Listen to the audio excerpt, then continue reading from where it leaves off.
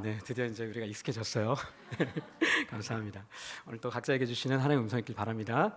2013년 한국 기독교 목회자 협의회에서 한국 기독교 목회자 협의회 목사 500명에게 설문을 했습니다. 그 질문은 뭐였냐면요, 교인들의 일상생활과 신앙생활이 얼마나 일치한다고 목사님들은 평가하십니까? 이 설문에 목사님들 500분 중에 78.6%가 우리 성도님들은 삶과 신앙이 별로 일치하지 않는 것 같습니다. 78.6%가 그렇다고 생각을 했다고 합니다. 전혀 일치하지 않는다 8.4%, 합쳐서 87%가 일치하지 않는다라고 했습니다. 그리고 목회자들은 자신들에 대한 평가를 더욱 엄격하게 생각했습니다. 스스로에 대해서 어떻게 생각하는지 별로 일치하지 않는다 82.0%, 전혀 일치하지 않는다 15.4%, 모두 합해서 97.4%가 목회자들이 나는 내 삶과 신앙이 일치하지 않는 것 같다라고 설문을 했다고 합니다. 특히 이제 교인과 또 목사 자신에 대한 평가에서 매우 일치한다 몇 프로였을까요? 0%예요. 오늘 이 설문을 보면서 굉장히 충격적이었습니다. 목회자의 평가를 해서 굉장히 박한 점수를 줬다고 생각합니다. 그렇다면 성도님 스스로의 평가는 어떠했을까요? 2017년도에 개신교 1000명을 대상으로 이런 설문을 했습니다. 그 항목에 일치하는 것 같다라고 생각했던 사람이 몇 프로였냐면요, 48.2%, 일치하지 않는 것 같다, 이건 성도님 스스로에 대한 평가입니다. 51.8%, 절반 넘는 성도님들이 나의 삶과 나의 신앙은 일치하지 않는 것 같다라고 스스로를 그렇게 평가를 했습니다. 여전히 우리의 신앙생활과 우리의 삶은 거리가 많이 있는 것을 볼 수가 있습니다. 이것은 우리의 삶 가운데 찾아오는 그 영적인 싸움에서 그 싸움에서 우리가 매번 패배하고 있다는 증거입니다. 이런 모습 때문에 기독교가 세상에서 밟히는 소금처럼 되어버린 게 아니겠습니까? 저 여러분 가운데서도 나는 신앙과 삶이 일치합니다 라고 당당히 이야기할 수 있는 사람이 몇이나 되겠습니까? 이 질문은 목회자인 저에게 굉장히 저를 부끄럽게 하는 질문입니다. 저도 신앙과 삶이 하나가 되어서 온전히 살아가고 있지 못하기 때문입니다. 아무쪼록 오늘 말씀을 통해서 다시금 신앙과 삶이 일치하는 삶을 살아갈 수 있는 용기를 얻으시기를 주님의 이름으로 축원합니다. 작은 것부터 시작해서 신앙과 삶을 일처시켜 가기를 시작할 수 있기를 주님의 이름으로 축원합니다. 그리고 그러한 성도들을 말미암아서 이 땅에 예수 그리스도가 더욱 선명하게 드러날 수 있기를 주님의 이름으로 축원합니다. 신앙과 나의 삶이 일치되지 않는다고 생각하는 분은 적어도 세 부류의 종류의 성도님들이 있습니다. 첫째는요, 신앙과 삶이 일치가 되지 않아서 끊임없이 노력하고 있는 분이 이 가운데는 있을 겁니다. 그리고 둘째는 신앙과 삶이 일치가 되도록 많이 노력해 봤는데 잘 안 되는 스스로의 모습을 보면서 나는 안 돼 라고 하면서 이미 포기해 버리신 분이 있을 겁니다. 세 번째로는요, 처음부터 신앙과 삶은 원래 분리된 거라고 생각해서 그것을 당연하게 받아들이고 사는 분도 있습니다. 오늘 성경은요, 우리에게 삶과 신앙이 결코 뗄 수 없는 것이라고 말하고 있습니다. 로마서 12장 1절과 고린도전서 10장 31절, 우리 파워포인트로 한번 내용 한번 읽겠습니다. 시작. 그러므로 형제들아, 내가 하나님의 모든 자비하심으로 너희를 권하노니 너희 몸을 하나님이 기뻐하시는 거룩한 산 제물로 드리라. 이는 너희가 드릴 영적 예배.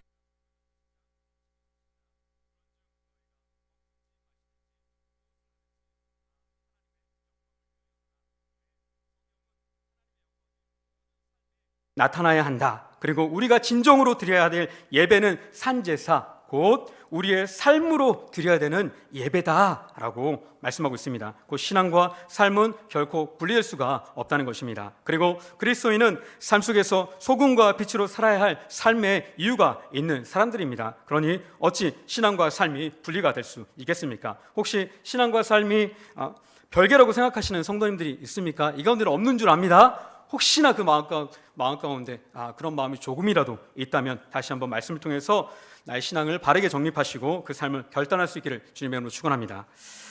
그리고 신앙대로 살려다 보면 늘 실패하고 좌절하여서 이제는 그러한 삶을 살기를 포기해버리고 기대감 없이 혹시 살아가는 분이 있으십니까? 그런 분이 있다면 한번 스스로 생각해 보시기 바랍니다. 무엇이 신앙과 나의 삶이 하나가 되는데 방해가 되었습니까? 환난이었습니까? 고난이었습니까? 타인들의 방이었습니까? 세상의 방이었습니까? 안목의 정욕이었습니까? 이생의 자랑이었습니까? 육신의 정욕이었습니까? 영적인 방해가 끊임없이 찾아왔었습니까? 삶의 분주함 때문이었습니까? 무엇 때문이었습니까? 여러분이 하나님의 뜻대로 살려고 했을 때 그 무언가가 여러분을 방해했고 그것을 이기지 못해서 결국 하나님의 뜻대로 살지 못하고 넘어졌던 것 아닙니까? 맞습니까?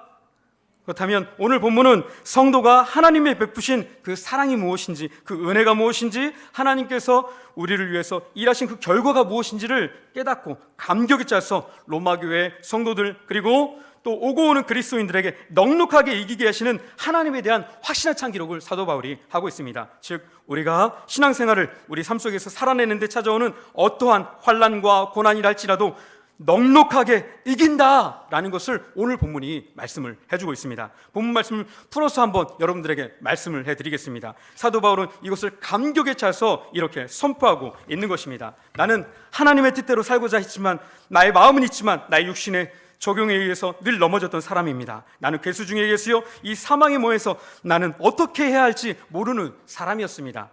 그런데 하나님은 나를 위하시는 분이었습니다. 나는 그분을 위해서 이 사망의 몸에서 해방되었고 이제는 자유함을 얻었습니다. 하나님이 나를 위하시는데 누가 나를 대적하겠습니까? 자기 아들을 아끼지 아니하시고 모든 사람을 위해서 내어주신 그 하나님이 그 아들과 함께 모든 것을 우리에게 주시지 않겠습니까? 그렇다면 여러분 지금 무엇을 근심하고 염려하고 두려워하십니까? 하나님이 우리를 택하시고 우리의 죄값으로 우리 대신 죽으시고 우리의 모든 죄를 용서하신 하나님이 나를 의롭다고 하시는데 누가 나를 고발하고 누가 나를 정죄합니까? 사람들의 시선에서 벗어나십시오. 나를 의롭다 하시는 그분의 시선에 초점을 맞추십시오. 그리고 죄책감에서 벗어나 다시 하나님의 뜻을 붙잡고 일어나십시오. 그분은 우리 죄를 지시기 위해서 죽으실 뿐만 아니라 부활하시고 또한 우리를 영화롭게 하셨습니다. 그리고 실제로 영화로운 삶을 살 수 있도록 하기 위해서 우리와 함께 해주십니다. 또한 지금 우리를 돕고 계시며 저와 여러분을 위해서 일하고 계십니다. 또한 하나님 우편에서 우리를 위해서 친히 강구하고 계시는데 왜 포기하십니까? 하나님은 여전히 우리를 사랑하셔서 우리를 의롭다 하실 뿐만 아니라 우리를 이미 영화롭게 하시고 실제로 그런 삶을 누릴 수 있도록 지금도 한치의 실수도 없이 일하고 계시는데 죄와 유혹에 잠시 잠깐 넘어졌다고 또 반복되는 그런 삶이 찾아왔다고 더 이상 하나님을 의지하는 것을 포기하시겠습니까? 그분 믿고 다시 시작합시다. 높음이나 기쁨이나 다른 어쩜 피조물이라도 우리를 우리 주 예수 그리스도 안에 있는 하나님의 사랑에서 끊을 수 없습니다. 그 환난이 끊어지지 않는다면, 그 사랑이 하나님의 사랑이 끊어지지 않는다면 우리를 사랑하시는 하나님이 우리의 삶에 찾아오는 모든 환난과 고난을 넉넉하게 이기게 하실 것입니다. 로마서 8장 37절 말씀 함께 큰 소리로 봉독하도록 하겠습니다. 로마서 8장 37절 말씀입니다. 시작. 그러나 이 모든 일에 우리를 사랑하시는 이로 말미암아 우리가 넉넉히 이기느니라. 아멘. 우리가 하나님의 뜻대로 살아가려고 할 때 그렇게 살지 못하도록 방해하는 대적들을 이길 수만 있다면 그리스도인은 하나님의 뜻대로 살 수 있습니다. 맞습니까? 오늘 본문 8장 37절은 우리가 하나님의 뜻대로 살려고 할 때 찾아오는 그 어떠한 방해, 어떠한 대적, 그 무엇이라도 넉넉하게 이긴다라고 말씀하고 있습니다. 이 말씀은 단지 우리에게 긍정적인 마인드를 심어주어서 우리의 마음에 동기부여를 하는 그런 말씀, 그래서 너희들이 다시 한번 도전해봐라 뭐 이런 말씀이 결코 아닙니다. 이 말씀은 복된 소식입니다. 왜냐하면 넉넉하게 이기는 것이 단지 내가 힘을 내어서 내 힘으로 이기는 게 아니라 우리를 사랑하신 하나님이 이기게 하신다라고 말씀하고 있기 때문에 그렇습니다. 오늘 본문 말씀 다시 한번 보시기 바랍니다. 37절, 이 모든 일에 우리를 사랑하시는 이로 말미암아 넉넉하게 이긴다라는 것입니다. 지금 사도 바울은 우리의 믿음이나 우리의 노력을 강조하고 거기에 초점을 맞추는 것이 아닙니다. 하나님의 사랑과 하나님의 신실하심을 계속해서 강조하고 있는 겁니다. 우리를 사랑하시는 그분이 확실하게 약속을 이루셨고 또 이루어 가실 것을 강조하는 것입니다. 우리를 사랑하시는 하나님은 내게 찾아오는 모든 환난을 넉넉하게 이길 수 있게 해준다는 것입니다. 그리고 그리스도의 사랑 안에서 나를 끊을 자가 없습니다. 그러므로 우리는 끊어줄 수 없는 예수님의 그 사랑으로 언제나 어디서나 환난과 고난, 죄와 그 유혹을 넉넉하게 이길 수 있습니다. 나는 하나님의 뜻대로 살아가는 것은 안 된다, 그것은 나에게 할 수 없는 일이라고 포기해 버리신 분이 있습니까? 그래서 말씀에 대한 열정도 어느샌가 사라져버리고 기도에 대한 응답도 이제는 기대가 되지 않아서 기도도 하지 않고 또 나의 비전과 사명에 대한 마음도 희미해져서 살아가고 있는 분이 혹시 이 가운데 계십니까? 하나님은 우리가 영적인 싸움에서 계속해서 반복해서 넘어지고 말씀에 불순종해서 살아가는 우리의 모습을 발견하면서 좌절하고 낙심하고 그로 말미암아서 영적인 침체와 절망과 포기 상태에서 있는 것을 결코 인생의 낭비가 아니다, 그건 결코 너에게 헛된 것이 아니다 라고 우리에게 말씀해주고 있습니다. 왜냐하면 우리에게 찾아오는 모든 환난과 고난, 우리의 연약함을 드러내는 모든 것은 전부 모두 예수 그리스도만을 의지하기 위한 하나님의 도구이기 때문입니다. 여러분의 철저한 무능함과 낙심, 침체와 포기, 여러분 스스로의 부인, 그것은 예수 그리스도를 찾아가는 통로라는 것을 기억하시기를 주님의 이름으로 축원합니다. 고린도후서 1장 8절 9절 말씀 함께 큰 소리로 봉독하도록 하겠습니다. 시작. 형제들아, 우리가 아시아에서 당한 환난을 너희가 모르기를 원하지 않았노니 힘에게 없도록 심한 고난을 당하여 살 소망까지 끊어지고 우리는 우리 자신이 사형 선고를 받은 줄 알았으니 이는 우리로 자기를 의지하지 말고 오직 죽은 자를 다시 살리시는 하나님만 의지하게 하심이라. 아멘. 사도 바울은 이 자기의 살 수만까지 끊어진 그 환난의 고통 속에서 하나님께서 이것을 어떻게 선용하셔서 자신의 삶을 인도하시는가, 그것을 깨달았습니다. 그것은 무엇입니까? 오직 죽은 자를 다시 살리시는 하나님만 의지하게 하십니다. 아멘. 바울 사도는 스스로의 끝을 본 사람입니다. 사망에 사로잡혀 있는 자신의 절망을 경험을 했습니다. 그래서 로마서 7장 23절 24절에 본인 스스로가 이렇게 고백을 합니다. 한 말씀 통해서 읽겠습니다. 시작. 내 지체 속에서 한 다른 법이 법과 싸워 내 지체 속에 있는 죄의 법으로 나를 사로잡는 것을 보는도다. 오라, 나는 공고한 사람이로다. 이 사망의 몸에서 누가 나를 건져내랴. 이것은 사도 바울이 하나님 말씀대로 살아보려고 안간힘을 쓰며 스스로 노력했는데 안 되는 자기 자신을 보면서 탄식하면서 이렇게 고백하는 것입니다. 그런데 이 고백 뒤에, 이런 철저한 자기 부인 뒤에 예수님에 대한 진짜 고백이 터져 나옵니다. 로마서 7장 25절 그 다음 절입니다. 제가 읽어드리겠습니다. 우리 주 예수 그리스도로 말미암아 하나님께 감사하리로다. 아멘. 이기게 하시고 우리 죄를 용서하시고 또 그 삶을 살아가게 하시는 그 하나님을 제대로 만난 거예요. 그제서야. 오늘 본문 37절에 구약의 말씀을 인용해서 이렇게 말씀하고 있습니다. 한번 같이 한번 보겠습니다. 오늘 본문 말씀 37절 시작. 기록된 바 우리가 종일 주를 위하여 죽임을 당하게 되며 36절입니다. 죄송합니다. 시작. 기록된 바 우리가 종일 주를 죽임을 당하게 되며 도살당할 양같이 여김을 받았나이다 함과 같으니라. 아멘. 이 말씀은요 시편 44편 22절의 시편 기자의 고백입니다. 자신의 삶이 마치 도살당할 양과 같다라고 말씀하고 있습니다. 그때 시편 기자는 탄식하면서 이렇게 그 시편 44편 마지막을 끝맺습니다. 제가 한번 읽어드릴게요. 주여 깨소서, 어찌하여 주무시나이까. 일어나시고 우리를 영원히 버리지 마소서. 어찌하여 주의 얼굴을 가리시고 우리의 고난과 압제를 잊으셨나이까. 우리 영혼은 진토 속에 파묻히고 우리 몸은 땅에 붙었나이다. 일어나 우리를 도우소서. 주의 인자하심으로 말미암아 우리를 구원하소서. 그의 구원자가 주무시는 것 같았고 영원히 버린 것 같았습니다. 그리고 자신을 잊은 것 같았습니다. 그리고 힘겹게 부르짖다가 이 시편을 그냥 끝맺고 있습니다. 구약은 승리할 수 없는 하나님에 대한 부르짖음으로 끝맺고 있습니다. 이것이 구약을 우리에게 주신 의도입니다. 이스라엘의 무능함을 나타내고 죄의 방식에 끌려서 살아가는 인간들의 모습을 여실없이 다 폭로합니다. 그리고 그 모든 시선을 넉넉하게 이기시는 우리 구주 예수 그리스도께로 향하게 만듭니다. 구약의 인간의 무능함을 경험한 성도들이 자기를 부인하고 자신의 가능성을 내려놓고 예수 그리스도를 바라보고 예수님만을 온전히 의지하게 되는 것입니다. 하나님은 죄로 타락한 이 세상에서 고통과 병들어 버린 모든 자연만물로 인해서 찾아오는 재난들, 또 죄의 본성에 이끌려 사는 우리의 연약함을 어쩔 수 없이 경험하게 됩니다. 하지만 하나님은 이 고난이 하나님께서 주시는 것이 아닙니다. 죄로 말미암아 찾아온 것입니다. 하지만 하나님께서 죄로 말미암아 찾아온 이 고난과 고통을 선하게 사용을 하시는 것입니다. 어떻게요? 그것을 사용하셔서 우리의 철저한 무능력을 깨닫게 하고, 나에게는 예수님밖에 없구나, 내가 돌아갈 곳은 예수님이구나, 내가 의지해야 될 것은 넉넉하게 이기게 하시는 그 주님밖에 없구나, 그래서 예수님을 의지하는 도구로 사용하는 것입니다. 그리고 자기 부인이 된 자들, 그 자들이 이제 진정으로 주님이 주시는 승리를 경험할 준비가 되어 있는 것입니다. 우리는 그 구원자가 주무시지도 않고 나를 버리지도 않았고 나를 잊지도 않았을 뿐만 아니라 오히려 나를 위하셨고 나의 죄를 사하셨고 나를 의롭다 하시고 나와 함께 하시고 또 나를 위해서 친히 간구해 주시고 나를 위해서 자기 독자들까지 아끼지 않으시고 모든 것을 다 주셨다는 것을 이미 다 알고 있습니다.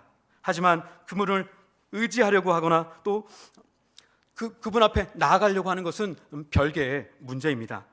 하지만 자기 부인이 된 성도님들은 그 하나님을 의지할 수 있습니다. 진짜 그 하나님이 나의 하나님이 되는 것입니다. 하나님은 그러한 사람에게 이제 마음껏 일하실 준비가 되신 것입니다. 그래서 내가 부족하고 내 죄의 유혹 속에서 자주 넘어지고 반복해서 넘어지고 나의 믿음이 약하고 내가 능력이 부족하고 도살당할 양같이 여김을 받는다 할지라도 그 하나님을 철저히 의지하는 자는 그 하나님이 이기게 하시는 것을 볼 것입니다. 그런 은혜가 여러분의 삶 가운데 가득하시기를 주님의 이름으로 축원합니다.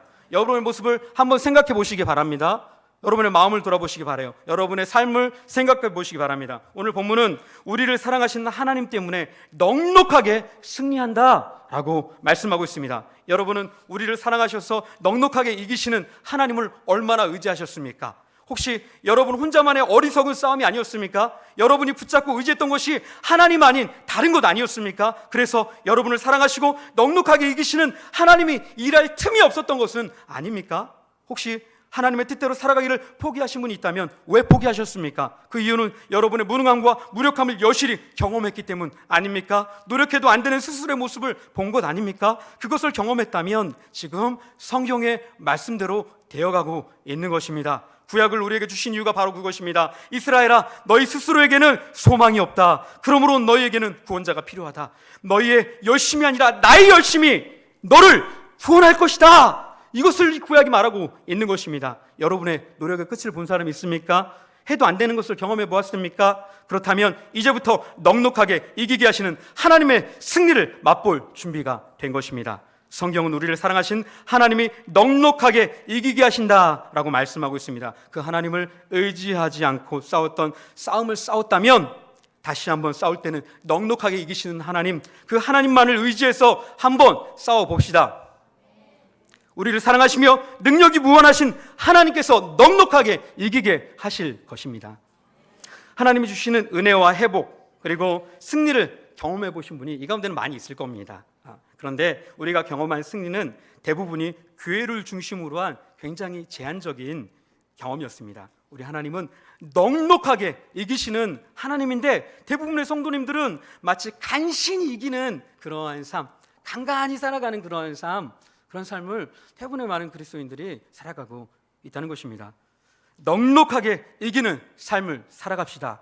우리 하나님은 우리를 사랑하시고 넉넉하게 이기게 하시는 분입니다. 그런데 많은 그리스도인들이 간신히 이기는 삶을 살아가는데요, 그 사람들의 패턴은 보통 사사기 시대의 사람들의 패턴과 비슷합니다. 사사기 시대의 모습이 어땠냐면요, 하나님께서 평안을 주셨습니다. 하나님께서 이스라엘을 구원하셔서 하나님께서 평안을 주셨는데 금세 하나님의 그 역사심과 구원하심을 잊어버리고 망각합니다. 그리고 자기의 멋대로 자기의 소견대로 살아가기 시작합니다. 그때 그 죄로 말미암아서 그들에게는 고통이 찾아옵니다. 그 고통이 너무 커서 하나님 앞에 다시 부르짖기 시작합니다. 하나님, 우리 민족 좀 살려주세요. 하나님께서 그때 그 기도에 응답하셔서 사사들을 보내주셔서 그들을 구원해 주십니다.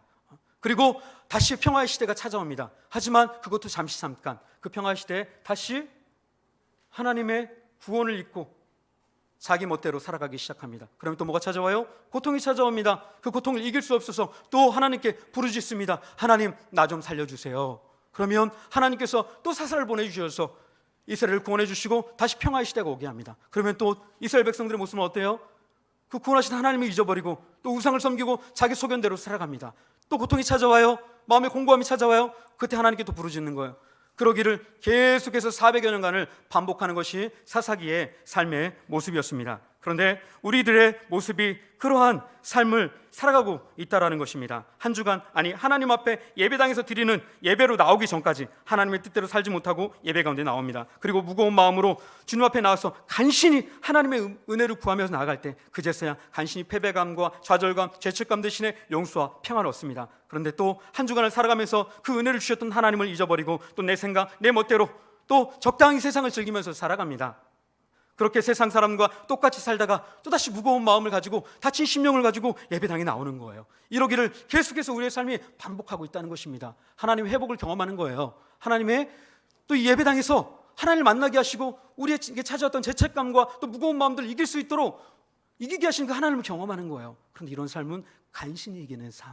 그런데 우리 하나님 어떤 하나님입니까? 넉넉하게 이기게 하시는 하나님, 그 하나님이십니다. 사랑하는 성도 여러분, 하나님은 이 예배당에서만 일하시는 분이 아닙니다. 여러분의 삶 속에서 일하시는 분이십니다. 그리고 예배당에 나왔을 때만 승리하게 하시는, 예배당에 나왔을 때만 승리하게 하시는 하나님이 아닙니다. 우리를 사랑하시는 하나님은 우리의 모든 삶 속에서 역사하시고 그 삶에서 찾아오는 모든 대적과 방해를 넉넉하게 이기게 하시는 분이십니다. 우리의 모든 삶 속에서 넉넉하게 이기게 하시는 그 하나님을 오늘 다시 의지하면서 살아갑시다. 나의 삶 속에서 승리하게 하시고 넉넉하게 이기게 하시는 삶, 그 삶을 통해서 하나님의 그리스도인의 삶을 통해서 예수님이 진짜 살아계신 것을 우리의 삶을 통해서 세상 가운데 드러나게 하실 것입니다. 그렇다면 어떻게 하나님을 의지해야 할까요? 어떻게 넉넉하게 이기는 하나님을 의지할 수 있을까요? 하나님이 그리스도인들에게 이미 주신 선물이 있습니다.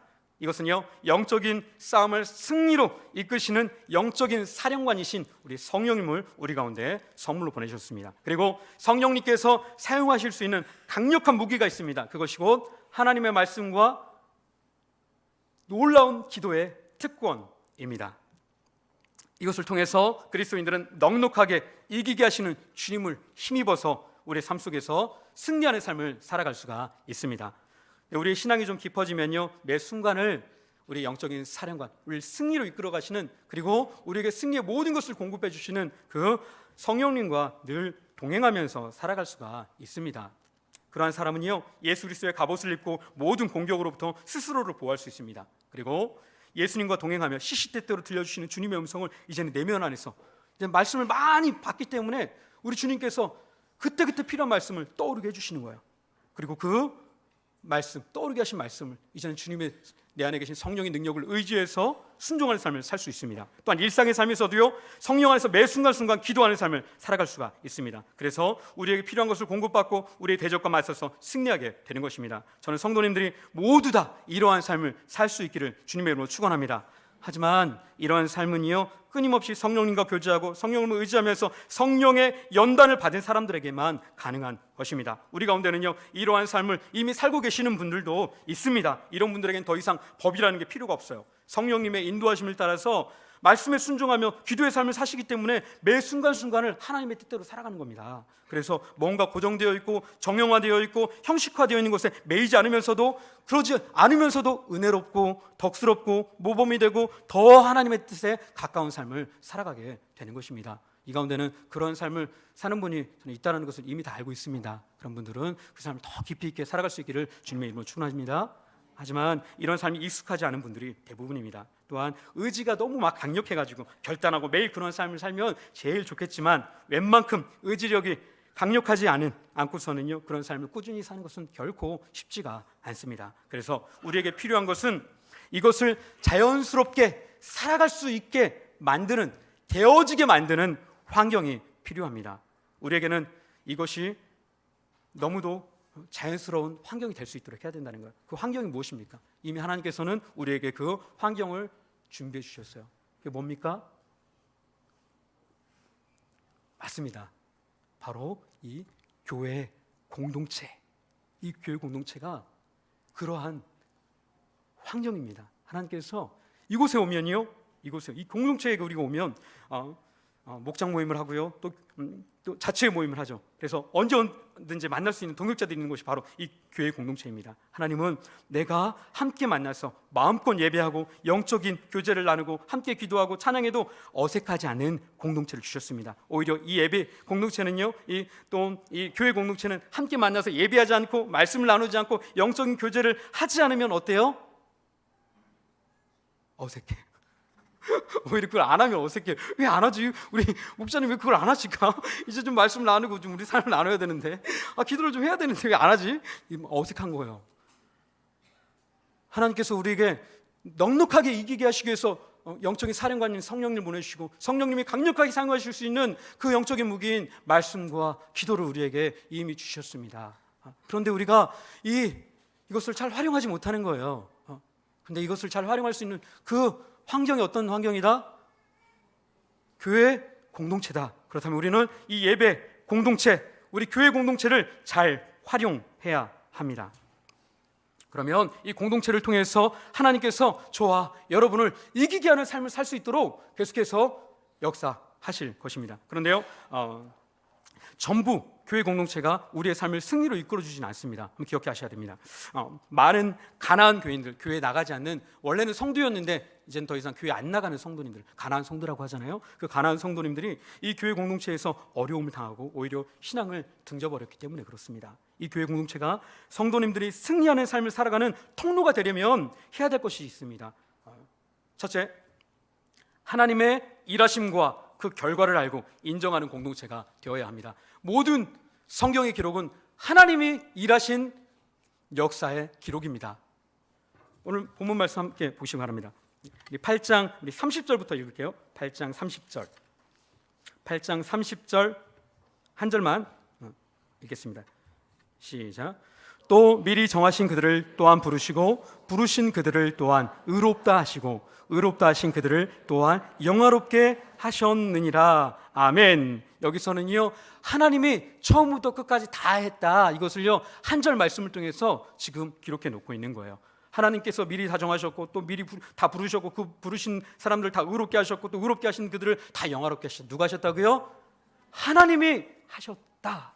이것을 이 성경 전체가 계속해서 우리에게 기록을 하고 있는 것입니다. 그래서 우리가 스스로 성도로서의 삶을 살아가는 것이 아닙니다. 하나님의 사랑이 성도를 성도답게, 하나님의 그 일하심이 성도를 성도답게 만들어가는 것입니다. 성경의 초점은 하나님의 사랑과 그 신실하심에 맞춰져 있습니다. 그래서 30절에 그 모든 것이 하나님이 이루신 일이다 라고 기록을 하는 것입니다. 성경은 철저히 하나님의 사역을 기록하고 있습니다. 타락한 인간은 스스로를 구원할 수 있는 어떠한 가능성도 없기 때문입니다. 단지 타락할 인간이 가능성이 하나가 있다면 인간을 구원할 수 있는 구원자를 찾는 거예요. 그런데 그 타락한 인간이 구원자를 찾을 수 있는 능력도 없는 거예요. 그래서 성경은 구원자를 어떻게 찾아야 되는지 그것까지 다 알려주시는 거예요. 그거 안 되니까 구원자가 우리에게 찾아오신 것입니다. 그리고 그 구원자이신 예수님이 우리 가운데 오셔서 그 구원을 다 이루시고 그 완성된 구원이 무엇인지 우리에게 말씀해 주시고 또 그 완성된 구원을 누릴 수 있도록 우리 안에 들어오셔서 그 삶을 지금 살 수 있도록 성령으로 도우시고 계시는 것입니다. 성경의 모든 기록은 하나님의 일하심의 역사이고 하나님이 그 일하심의 결과로 인간에게 주어진 은혜의 기록입니다. 이것을 제대로 알지 못하면요, 우리는 끊임없이 낙심할 거예요. 왜냐하면 나의 모습을 보면 하나님의 영광 돌리면서 산다고 하는데 하나님께 영광이 더 많이 돼요. 하나님께 욕을 더 끼치는 것 같아요. 여러분들, 하나님께 더 영광을 돌리는 것 같아요. 한번 생각해 보세요. 비중을 더 보세요. 우리의 실존을 보면 내가 하나님께 영광을 돌리면서 산다고 하는데 우리의 모습은 하나님께 영광을 돌리는 삶보다 하나님을 부끄럽게 하는 삶을 더 많이 살아가는 우리의 연약함을 늘 발견하기 때문입니다. 그래서요, 우리는 우리에게 초점을 맞추면 안 돼요. 우리를 위해서 일하시는 그 하나님께 초점을 맞추는 우리 공동체가 될 때 우리 연약함을 바라볼 때요, 그것을요 가지고 이제는 너 부족하다, 이거 안 돼, 이거 열심히 좀 해봐, 그게 아니라요, 야, 우리 하나님이 도우시잖아, 우리 하나님 의지하자, 우리 하나님 계시잖아, 너 부족한 거 알아. 능력 없는 것도 알아. 기도 못하는 것도 알아. 말씀 제대로 못 보는 것도 알아. 너 순종하지 못하는 것도 알아. 한 주간 동안 세상 속에서 매일 드라마만 보고 예배 나올 시간에도 늘 져가지고 나오지 못하는 것도 알아. 목장 모임 나갈 때도 매번 타협하잖아. 그거 다 알아. 다 아는데 하나님이 너를 구원하셨고 또 너를 영화로운 삶을 살 수 있도록 지금 인도하고 계셔. 그 하나님을 다시 한번 의지해보자. 이런 공동체가 될 때 이 공동체는요, 우리 한 사람 한 사람을 하나님이 쓰시는 통로로 세워갈 수 있는 그런 공동체가 될 수 있습니다. 두 번째로는요, 이 공동체 안에 하나님을 대적하는 것을 다 제거해야 합니다. 33절, 34절 말씀 한번 읽도록 하겠습니다. 시작. 누가 능히 하나님께서 택하신 자들을 고발하리요? 의롭다 하시는 이는 하나님이시니 누가 정죄하리요? 죽으실 뿐 아니라 다시 살아나신 이는 그리스도 예수시니 그는 하나님 우편에 계신 자요 우리를 위하여 간구하시는 자신이라. 아멘. 성경에서 말하는 대적자는 누구입니까? 우리를 고발하고 성도들을 정죄하는 그 대적자는 누구예요? 마귀가, 사단이 그 대적자 역할을 하고 있지 않습니까? 하나님은 우리를 위하시고 독자 아들까지 내어주셔서 우리의 죄를 사해 주시고 의롭다 하시고 용서하시다 하시고 이제는 부활하셔서 성령으로 우리와 함께 해주시고 우리 연약함을 도우셔서 영화로운 삶을 살게 하시고 우리를 위해서 친히 간구하시는데, 그런데 마귀는 우리의 죄를 들추고 송사하고 정죄합니다. 이렇게 하나님의 뜻에 정면으로 대적하는 것이 바로 마귀입니다. 그런데 안타까운 것은요, 우리 그리스도인들 가운데 우리의 대적이 누구인지 우리의 아군이 누구인지 이거를 잘 분별하지 못하는 사람들이 있다는 것입니다. 우리 공동체는 없습니다. 근데 주변의 그리스도인 가운데는요, 아군이 누구인지 나의 대적이 누구인지를 잘 모르는 사람이 있는 거예요. 그래서 성도들 가운데요, 그것을 구별하지 못해서 유일하게 하나님을 대적해서 이기는 자들이 있습니다. 그들이 누구입니까? 아군과 적군을 구분하지 못하는 또 다른 성도. 그 자들이 바로 하나님을 대적해서 유일하게 이길 수 있는 사람이에요. 놀랍지 않습니까? 근데 이 마귀의 대적짓이 이 공동체 안에 다 사라질 때 이 공동체 안에서 성도들이 힘을 얻고 승리하는 성도들의 통로가 되는 교회 공동체가 될 수 있다는 것입니다. 그래서 오늘 본문 말씀은요, 33절, 34절 고발하는 자들이 있다는 거예요. 정죄하는 자들이 있었다는 거예요. 근데 누가 고발하냐? 이 바울이 하나님께서 일하시면 그 결과를 다 깨닫고 나서 지금 막 마음이 흥분해가지고 막 고백하고 선포하고 있는 것입니다. 이 몸된 교회 안에 하나님을 대적하는 일들이 사라질 수 있기를 주님의 이름으로 축원합니다. 세 번째로는요, 이 공동체가 성도들을 승리하게 하는 그런 공동체가 되려면요, 서로가 조력자가 되는 공동체가 되어야 합니다. 성도들이 현실 속에서 삶을 잘 이해하고 그 삶을 실제로 살게 하시는 하나님을 의지할 수 있도록, 그 삶을 살게 하고 넉넉하게 이기게 하시는 하나님을 의지할 수 있도록 돕는 그러한 공동체가 되어야 합니다. 우리에게는 공동체의 소망을 두는 것이 아닙니다. 다시 한번 말씀드리지만 공동체의 소망을 두는 것이 아닙니다. 공동체를 세우시고 그 공동체를 통해서 일하시는 하나님께 소망을 두는 것입니다. 그래서 주중에 서로가 하나님을 의지할 수 있도록 서로 돕는 공동체가 될 때요, 그 안에서 성도님들이 하나님을 의지하고 이기는 삶을 조금씩 살아갈 수 있게 되는 거예요. 주중에 목자 카톡방이 있는데요, 그 목자 카톡방에 매일매일 말씀을 올려주시는 분이 있어요. 저에게는요, 잠시 막 몸이 피곤하고 또 그런데 막 날라오는 거예요. 그 말씀 보면 너무 막 은혜가 되는 거예요. 저도 막 피곤할 때 있잖아요. 예? 주님께 집중하지 못할 때 있잖아요. 그러면 막 인터넷 막 서핑하고 싶고 막 그럴 때 있잖아요. 예? 그럼 그 말씀 하나 딱 묵상하면서요, 말씀이 막 팍팍 와닿는 거예요. 예? 그건 저는 볼 수밖에 없어요. 목사님이 보내준 거기 때문에. 예? 쌩까면 안 되잖아요. 예? 그 말씀 그래 묵상하는 거예요, 그 시간에. 예? 그리고 또 수시로 목장 카톡방에 지체들 어려운 소식을 올려주는 분들이 있어요. 그럼 저 그거 보면요, 그거를 기도 안 하면 안 되잖아요. 그거 보고서요, 저 일부러 기도해요. 그거 보고 다 기도합니다. 하나도 빼놓지 않고 다 기도해요. 예? 왜냐면 보내줬기 때문에 진실되게 살고 싶어서 다 기도하는 거예요. 또 어떤 분은요, 목장에 목원들을 신방하는 분들, 또 자취에 어려움을 당하고 있는 분들을 신방하는 그런 분들, 또 어떤 자취에는 주중에 모임을 해요. 주중에 모임. 왜 그걸 하려는 거예요?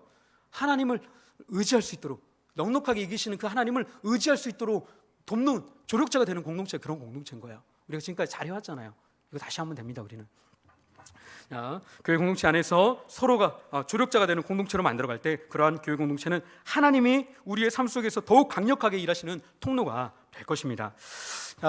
우리가 이제 이거는 지금까지 저와 여러분들 잘 좀 해왔던 부분이라고 저는 생각합니다. 우리 교회가 지금 잘해왔다고 저는 생각해요. 근데 이것만으로는 조금 더 부족하다라고 느끼시는 분들이 있을 것 같습니다. 왜냐하면 현대 사회를 살아가는 우리가요, 점점 이러한 이상적인 교회 공동체 중심으로 살아가기가 쉽지 않기 때문에 그렇습니다. 교회 공동체와 분리되어 살아가는 그 삶의 공백, 그 삶의 공백을 어떻게 좀 메워볼까, 이 지금 저에게는 고민이 있습니다. 세 번째로는요, 우리의 이제는 환경을 변화시켜야 합니다. 이미 하나님께서 그런 환경으로 만들어주신 공동체가 이 교회 공동체라면, 이제 내 개인의 삶에 그러한 환경을 만들어가는 거예요. 우리 개인의 삶의 환경을 변화시키는 것입니다. 그러면 넉넉하게 이기하시는 하나님을 의지할 수 있는 그런 환경을 만드는 것입니다. 작년에 자기개발서 책 가운데요, 지금까지 나왔던 자기개발서와는 조금 결을 달리하는 책이 한 권 나왔습니다. 최고의 변화는 어디서 시작되는가? 혹시 읽어보신 분 있으십니까? 다른 많은 자기개발서에서, 책들에서 뭘 얘기를 하냐면요, 우리 마음의 동기부여를 합니다. 마음의 태도를 이야기해요. 그리고 너희들이 의지를 가지고 그것을 행하면 성공할 수 있어. 그런데 여러분들 그런 자기개발서 읽고 나서 진짜로 내 의지를 가지고 실천해 보신 적이 몇 분이나 되십니까? 그 실패 사례들을 여기서는 여실하게 다 드러내고 있습니다. 그러면서 우리의 삶이 변화되려면 어떻게 해야 되는가? 되어지게 만드는 환경을 만들어야 된다라고 이 책에서는 말하고 있습니다. 그리고요, 최근에 제가 지금 읽고 있는 책인데요, 신경을 끄는 기술이라는 책을 혹시 읽어보신 적이 있으십니까? 신경을 끄는 기술. 우리 삶 속에 너무 많은 삶의 파편들이 지금 찾아와서 신경 쓸 게 너무 많다는 거예요. 신경 쓸 게, 내 카톡에 누가 왔는지, 카톡뿐만 아니라 페이스북은 한번 확인 한번 해야 될 거 아니에요. 또 인스타 하시는 분 인스타도 확인해야 될 거 아니에요. 또 메일도 확인해 봐야 될 거 아니에요. 네? 그 SNS만 다 한번 서핑을 해도 1시간 이상 막 지나가요. 예? 그리고 다른 사람도 한번 돌아봐야 될 거 아니에요. 내 것만 아니라. 예? 그럼 2시간 지나가는 거예요. 예? 이렇게 우리 삶 속에는 중요하지 않은데 신경 써야 될 수많은 것들이 우리 삶 속에 어느샌가 산적해서 계속해서 쌓여가고 있다는 것입니다. 그래서 그거 다 신경 꺼라. 중요한 것 아니면 다 버려버려라 라고 말하고 있어요. 이 책에서는. 왜냐하면 그것 때문에 진짜 중요한 것이 뭔지를 잊어버리고 살고 있고요, 진짜 중요한 일을 하지 못하고 살아가고 있기 때문에 그렇습니다. 그래서 우리에게는요, 이거는 세상에서 말하는 지혜지만 이미 우리는 이 예배의 환경, 교회의 환경이라는 것을 예비해 주신 그 하나님께서 이런 지혜를 이미 말씀해 주신 거예요. 아멘이십니까? 근데 우리가 그것을 세상이 빼앗겼어. 세상은 그걸 깨달아가지고 이렇게 살아봐라. 너희 노력, 의지로 잘 안 되잖아. 네 마음 써가지고 네 마음의 태도를 변화시키려고 하니까 잘 안 되잖아.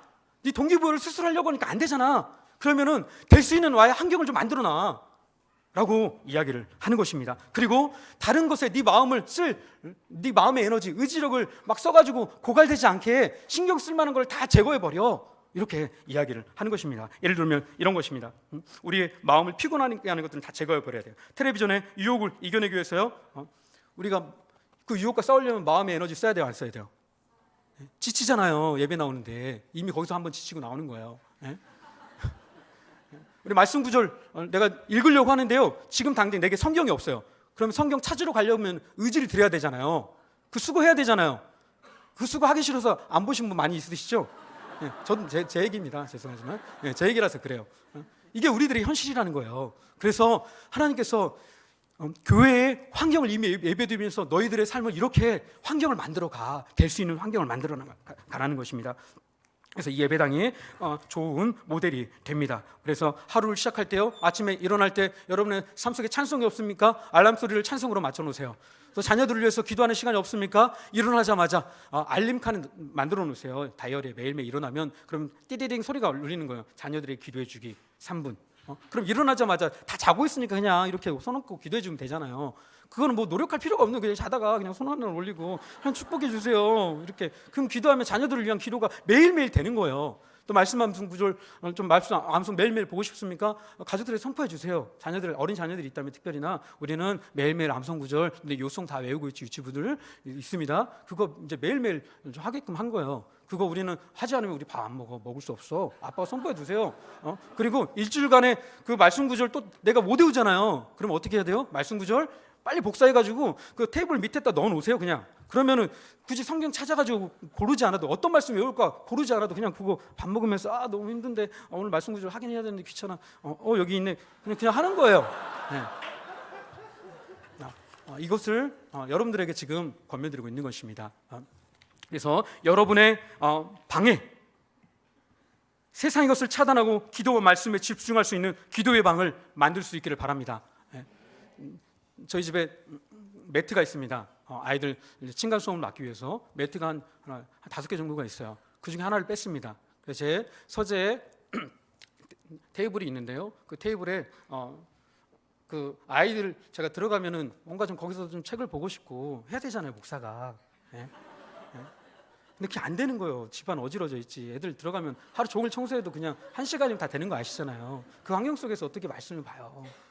그래서요, 그 공간을 저만의 공간을 만들었어요. 그거 하나 매트 하나 빼가지고 저 책상에 가림막으로 만들어놨습니다. 가림막으로 만들어놨어요. 그래서 거기에 들어가면요, 저만의 공간이 만들어지는 거예요. 그 자바라 뭐 이런 걸 봤더니 굉장히 비싸더라고요. 그래가지고 그거는 내가 구입을 하지 못하고 아이들 그 매트 하나 빼가지고 그래서 지금 계속 매일매일 쓰고 있습니다. 기도의 방을 만드세요. 아이들이 막 떠드는데 방이 어지러져 있는데 그곳에서 기도하려고 말씀 보려고 노력하지 마시기 바랍니다. 그런 곳을 한 군데 만들어 놓으면 자연스럽게 되어지는 것입니다. 그리고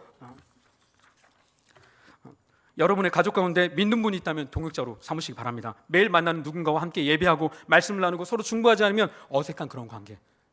우리 가족을 만났는데 왠지 같이 가족 만나서 기도하지 않으면 어색해. 기도 제목을 나누지 않으면 어색한 관계. 그래서 매일매일 나눌 수 있는 그런 관계를 만드시기 바랍니다.